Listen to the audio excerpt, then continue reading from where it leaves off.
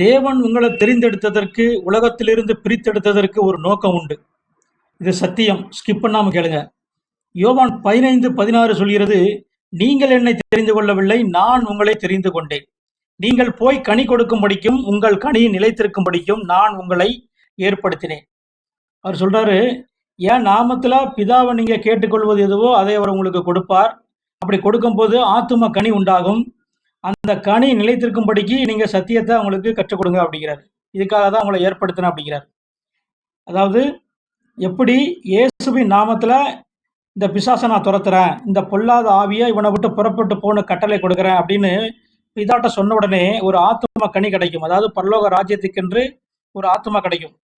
இந்த ஆத்துமா முடிவு பரிந்தும் பரிசுத்தமா வாழணும், பாவமே செய்யாதபடிக்கு, உலகத்தின் காரியங்களால கரப்படியாதபடிக்கு நிலைச்சிருக்கணும். அப்போ அவருடைய வார்த்தையும் உபதேசத்தையும் கை கொள்ள செய்யணும். இந்த சத்தியத்தை அறிவிக்கும் போதுதான் அவங்க நிலைச்சிருக்க முடியும்.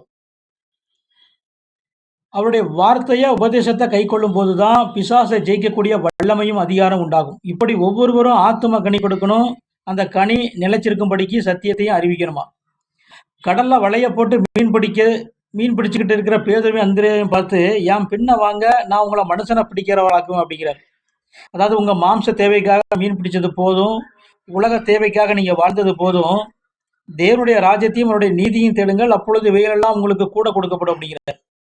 அப்போ தேவனுடைய ராஜ்யத்திற்கென்று நாம வாழும்போது அன்றன்றைக்கான தேவைகள், சமாதானம், சந்தோஷம் கொடுக்கப்படுமா.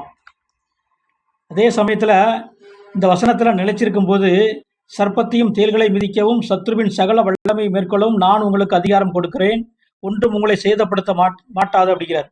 பாதாளத்தின் வாசல்கள் அதை மேற்கொள்வதில்லை அப்படிங்கிறார். அதாவது பிசாசை ஜெயிக்கக்கூடிய வல்லமையும் அதிகாரம் நமக்கு உண்டாகுமா. இப்படிப்பட்ட அதிகாரமும் வல்லமையும் இயேசு அவருடைய உபதேசத்துல நிலைத்திருக்கிற ஒவ்வொரு சீசருக்கும் கொடுக்கிறார்.